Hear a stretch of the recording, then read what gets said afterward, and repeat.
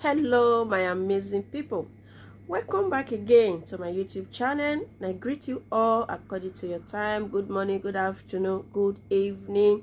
Anytime you come across this my YouTube channel, you are very welcome. And if you never subscribe, what you do waiting for? Please subscribe, like, you comment, because for this my channel I dey bring out the ogbonge news, all the things wey dey happen for our obodo Nigeria, for Biafra, anywhere. When I get that interesting topic from, when I need to bring out for my people to see, for my people to hear about, now waiting I dey do for this my YouTube channel. So please stay tuned and see today. When we see what we get for us today, when we go to the reason why we dey here today. Please, if you never subscribe, and I said again, please subscribe to this YouTube channel. It's Philo Channel TV. Please do not fail to subscribe. So now let's go to the reason why we are here today. Let's go. Is it a private school or government school? Right. So your parents haven't paid. Is that why you're not going? Yes. Oh, they haven't paid. Ah, is it Hausa? But I've not been to Lagos. Oh, you just came to Lagos. From where? From which state? Kano. Father Lord Almighty. How old are you? 12. 12. How old are you? No. 9. So where you go? You're going to grind pepper for your parents there. Yes. Where do they stay? Anthony. Eh? Anthony. Anthony. Yes. How can I get to your parents now? Do you know their number?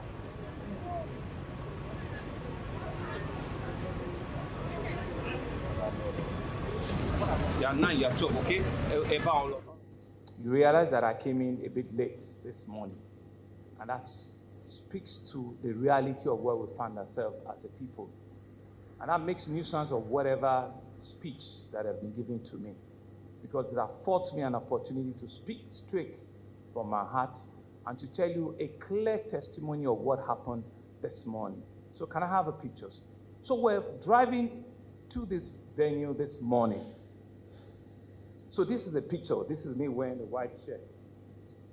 So this is this is a classic example of what we go through in Lagos.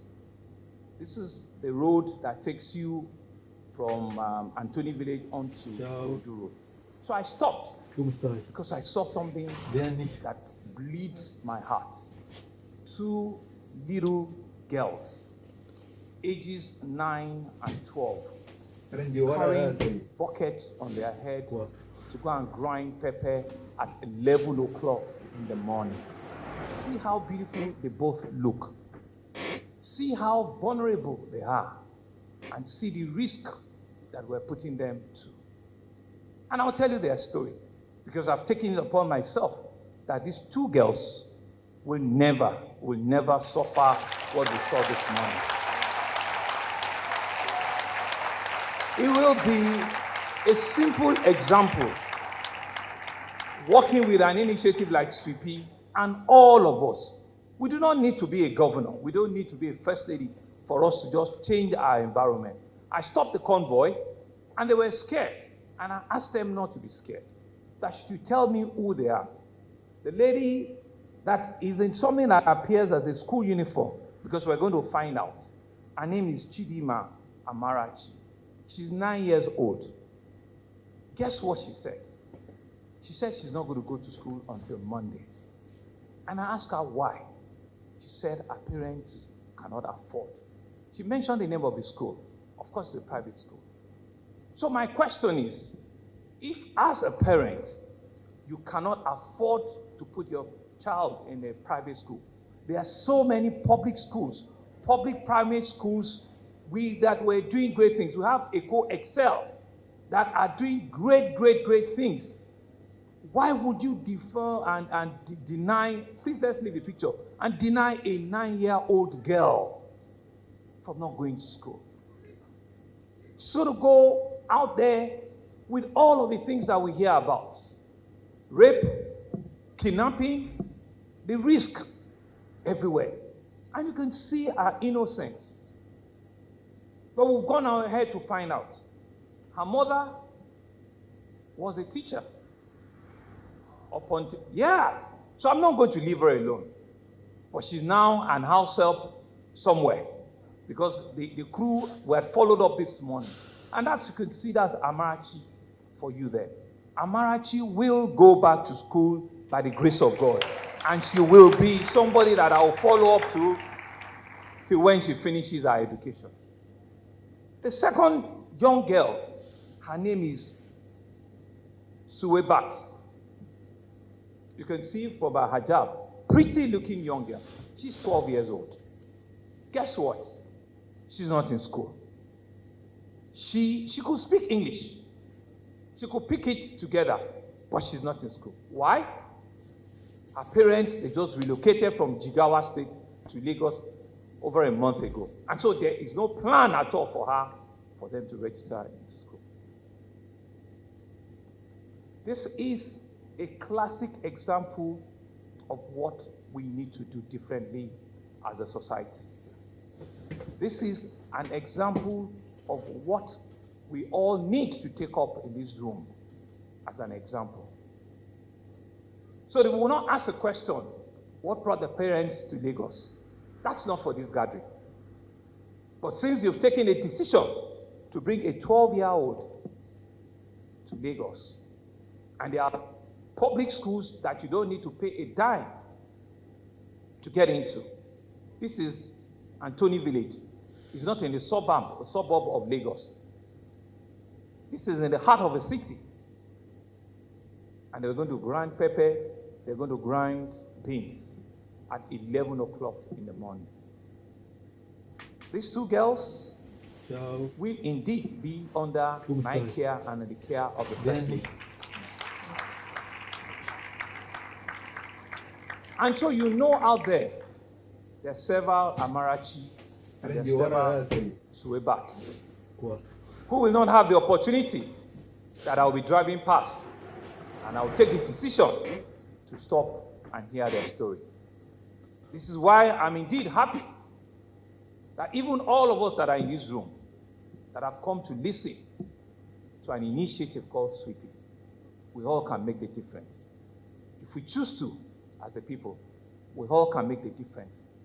If we choose to, as a generation. Because there's no better thing that we can give to mankind than ensuring that we can make life better for our next door neighbor. And that's why I feel happy how coincidence has brought this morning's intervention, that what Sweeping is all about. Ensuring that they can give the voice to the vulnerable in our society. They can go to orphanages. They can give them hope. They can look for carers for the elderly amongst us. They can look for people that are physically challenged, and they can give them a hope. But more importantly, we as a government need to double up. We need to raise the standards and ensure that even our caregivers, our social workers, that we train and retrain them, because they need to understand and know what is out there for them to go and get better. The Honorable Commissioner for Youth and Social Development is here. The Honorable Commissioner for Women and Poverty Alleviation is here. And several other cabinet members that are here. This is a clarion call for all of us. Yes, we're doing so much, but what the citizens is telling us, we still need to do a lot more. Amarachi and Suebat, they didn't ask to be in the circumstance in which they find themselves. But it's our responsibility to be able to give them that future that they deserve. It's our responsibility to give them that unique future that will make them a better citizen and a better human being to their family. As a government, we're not going to give excuses. But we need all the partnerships we can get. We need all of us to join hands as individuals, as intervention bodies like Sweepy, in your own orphanage that you've decided to set up, or in whatever sphere you find yourself, and make sure that you can make your society a better one. And so my call this morning is to thank the initiators, is to thank the grand patron or matron that has just been installed, But it's really to make a call out to all of us that there's a lot that we can do. There's a lot that is expected of us. That we're in this room means that we're in a privileged number. And so we all can go out there and make those changes and make those interventions. The Ministry of Youth and Social Development will need to double up with the training, with the identification of all of the challenges in our society. The Ministry of Women Affairs and Poverty needs to double up to ensure that these women need to understand why we need to train our girl child, why we cannot afford to throw a 10-year-old, a 9-year-old, a 12-year-old girl out on the streets without any attempt for the future. And so as I leave, is to say that it's not just a tea party, it's a clarion call on all of us here today. Me as a leader, me as your governor, will take the front lead on this matter. And I will ensure that given all the resources that we have, we need to build back better. We need to ensure that we can give hope to the people that will call the true leaders of tomorrow. Thank you very much, Sweet Pea Initiative. Thank you all for listening. And I'm hoping that we can use interventions like this to better our society. Thank you very much.